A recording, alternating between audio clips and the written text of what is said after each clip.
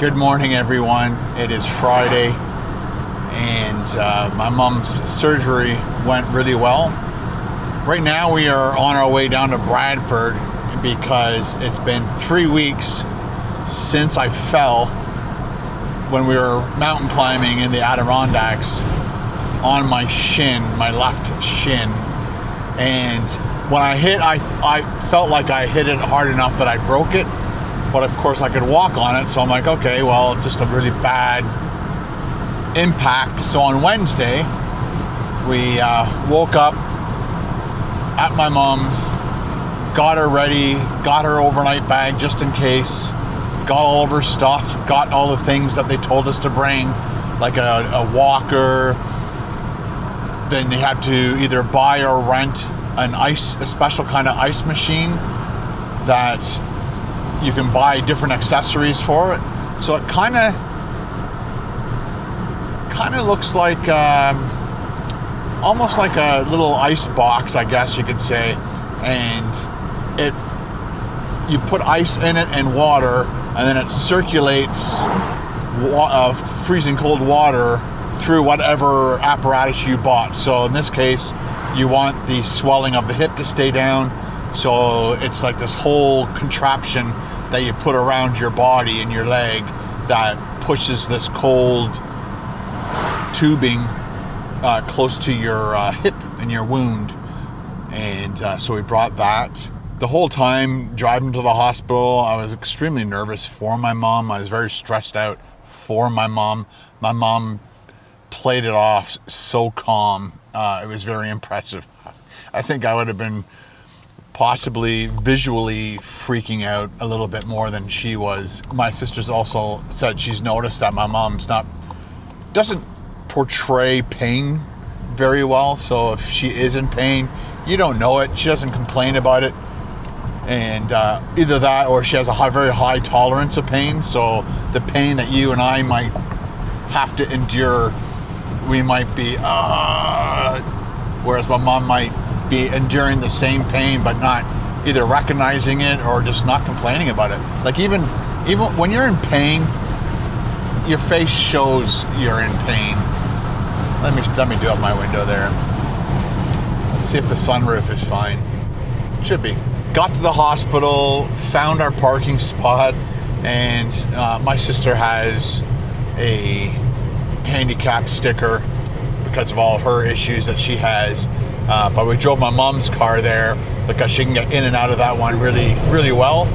And so we drove her there, parked the car, and we got a handicap spot really close to where we could get hospital wheelchairs. Got one of the hospital, they're not really wheelchairs, they're more like little special carts, and much easier to get in and out of than a wheelchair because the arms come up. There's a handle that you hold, just like at the airport, and if you let go, it locks the wheels. So don't ever let go when you're moving because the person will be ejected out of that chair. Not that I did that. I was very conscious not to let go of the brake handle. So loaded my mom up, got her into the pre-op area, but we're only allowed to have one person in at a time. So my sister, we both went in at first, and there wasn't a whole lot of people there. I was completely out of the way. I was up against the wall. Just wanted to be near my mom. And then finally they asked one of us to leave, so I left. And my sister's just better at that kind of stuff than I am. She's very organized. She's very militant and stuff. So she, oh, that's it. Let's shut that. Here comes another big truck. Come on, faster. Faster. There we go. Okay. So, they put the intravenous, I got to stay there until they put the intravenous in her arm. What's it called? They put that thing in her arm so they did conscious sedation on my mom. I'm not sure if you know what that is. They do conscious sedation for like people that are going in for, dental work. They don't want to put you under because, when you do major surgery and they put you under, there's a lot of risks behind that. So now they do things, especially for hip surgery. This hospital does it this way anyway. They give you an epidural, An epidural there's a difference between an epidural and a spinal. A spinal, they put a needle right into your spinal cord and then inject whatever they inject into you, and then that puts your body to sleep from there down. And then they have an epidural where they actually put, almost like the intravenous thing they put into your hand, they put that down just outside the spinal cord. So, and then they slowly give you anesthetic over time and throughout the whole thing. And once they stop, then you start to get your feeling back. Something like that. Again, I'm not a doctor, nurse. I have nothing to do with the medical field whatsoever. So they do that, so they basically numb you from the waist down, and then they give you conscious sedation, so you kind of are out of it. But she remembers the hammering. So it was a full hip replacement, and she remembers the hammering. She remembers how crazy it was in that it wasn't just like a typical operating room. It was more like a buffet of people and an assembly line, because I think as people were brought in, then they did this to them, did this to them, did this to them, and then that person's being operated as they bring another person in, they do this, and again, I wasn't in there, so this is what my mom kind of remembers, but she remembers the hammering, which is crazy. So for a full hip replacement, they literally cut the femur. I'm not sure how high or low they cut the femur off, take that whole hip joint with the big knuckle on it, take that out, and then I guess the pelvic bone, they smooth that all out and they put a socket in there, metal or plastic socket, whatever it is, probably both, a combination, and then then they have to drive the new hip knuckle, I don't know what it's called, with a long spike. They hammer that down your femur, then they put you all back together. And I guess one of the hardest things is they had to cut through muscle to get to all that stuff, and then that's apparently takes a long time to heal. So I think there's other surgeries they do where they can actually move the muscle out of the way as opposed to cutting through the muscle. So my mom's in 8 weeks she should be like walking as if nothing ever happened to her, like no deterioration of the hip. So she went in at 2:00. They finished before 3, and she was up walking and moving between 4 and 5. And I guess they did the stairs probably around anywhere from 5 to 5:30, somewhere around there. She was doing steps. I'll put it in the video because I videotaped certain things, I took pictures of certain things to remind me timestamps of when she did things. And then I was updating all the family. I had 2 or 3 groups of family. So I have the people that live west, I have the people that live here, and then my direct family. So I had 3 groups going on at the same time. So I just text everybody with a picture and giving them updates on my mom's condition and how everything was going. So again, she took it so well. She said the most excruciating thing was walking down the stairs that the 2 physiotherapists were helping her do, and that was her worst moment of the whole thing. So then 6:30, we're driving home with mom and her new hip. Got her home, and she has 3 really steep steps for somebody in her condition. 3 steep steps to get up and into her house. But basically for the next 3 to 8 weeks, she's on the main floor, so she has 0 steps. There's a washroom really close. We basically rented a hospital bed, put it in the den area. It's kind of like the den, living room, dining room, because she lives in a townhouse, so the house is kind of like long this way. So it's staircase to the upstairs, staircase to the downstairs, bathroom, den. I'm in the wrong lane. What a tool. And anyway, so she has access to the kitchen, the bathroom. I'm gonna have to there's no shower on that floor, so my sister's gonna have to help her with sponge bath and stuff like that. I can't remember how long before she can do stairs. I think she can do stairs in 3 weeks or less. I don't know. So there's a lot of like movements you're not allowed to do because I guess when they put it all back together, the muscle holds everything together. It's not like Lego and you snap it in. It might be like Lego a little bit, but it can pop out if you do the wrong thing and within the first, I don't know, 2 to 3 weeks. And so you can't like step out of bed leaving one leg behind. You have to make them both move at the same time. You can't bend your knee at a 90-degree angle on, of course, just the new hip leg. There's just all these rules, and you have to, and we just keep having to tell my mom over and over again, just when you're turning around, just little baby steps, tiny, just shuffle your feet, turn around so she can back into the bathroom or do whatever she needs to do, back up to the bed, that kind of stuff. So anyway, there's a lady in a house coat just walking along the... Anyway, so thanks everybody for all the amazing support and kind words, your prayers for my mom. That was amazing to read all those. So thank you for that. And she is on the mend. She's at home. I got a really good video of her walking, like doing laps from the living room past the bathroom into the dining room. There's a wall there, so she got to walk around and around and around. And she was just like, again, knowing basically, 18 hours ago she had her hip cut out of her and put a new one in, and now she's just walking around the house way better than she was before the surgery. So the last year has just been awful for her, and unfortunately it took a year to get her the surgery.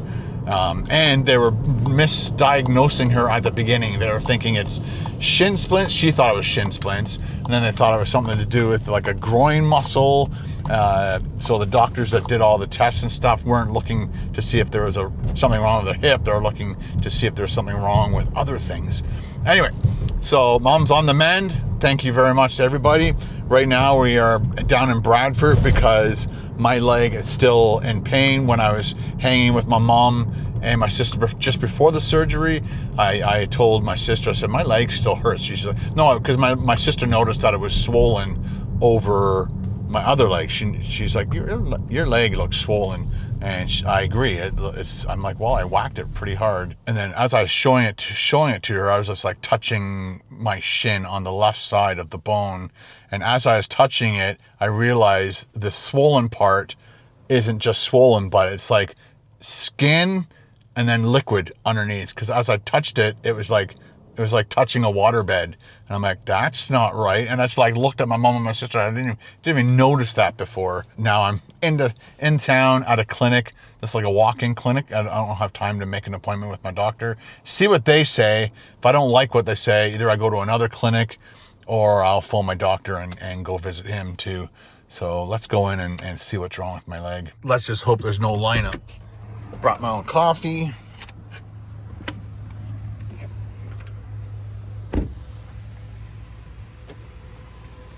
That's my old bank too.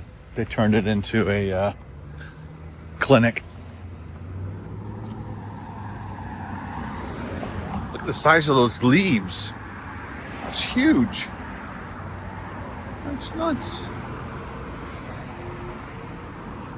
I can't remember if I've done a video. I haven't done a video in here, I don't think. I might have done a vlog. But authentic Mexican restaurant. They have great food. They got this cool patio. This used to be able to drive back here, but obviously he bought that property. And now this is a clinic. Used to be my bank. Smile. Oh, I've been here once. Hi. Oh, I'd like to see a doctor, please. I do. Do you have a family doctor here? I don't. My doctor's all the way down in Unionville, and I just need to see somebody about my leg. Okay, have a seat here. It won't be long. Thanks. Hope you guys are having a great day, by the way. So far. Awesome. Weekend's coming.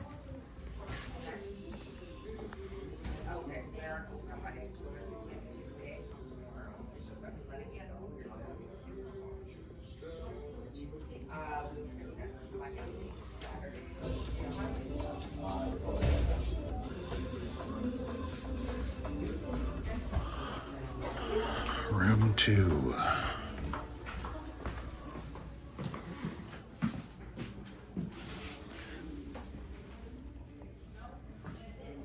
can't cross my legs. I can't cross my left leg over my right leg. Thank you very much, sir. Take care. Have a great weekend.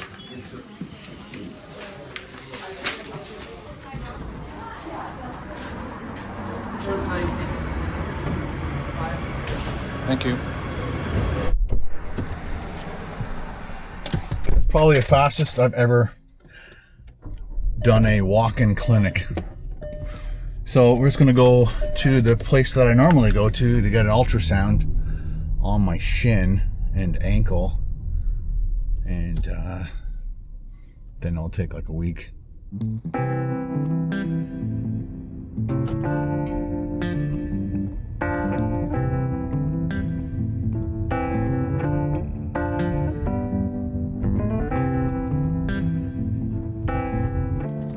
Made it.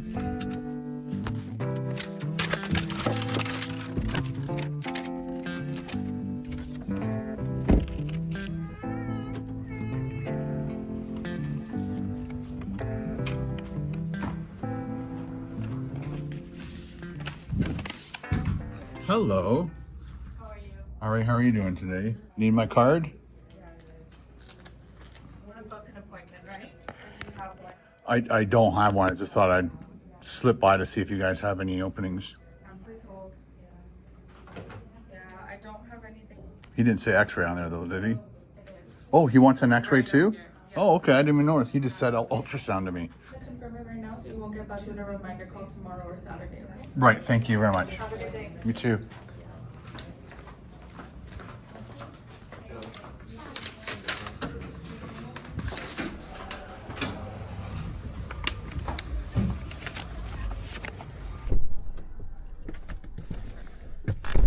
Okay, so I attempted to do a walk-in, and he didn't say x-ray to me. Interesting. He just like, oh, we'll get an ultrasound. Maybe he said an ultrasound and an x-ray. Let's turn this on. See how much better that sound is. There we go. Okay. So, car coming in.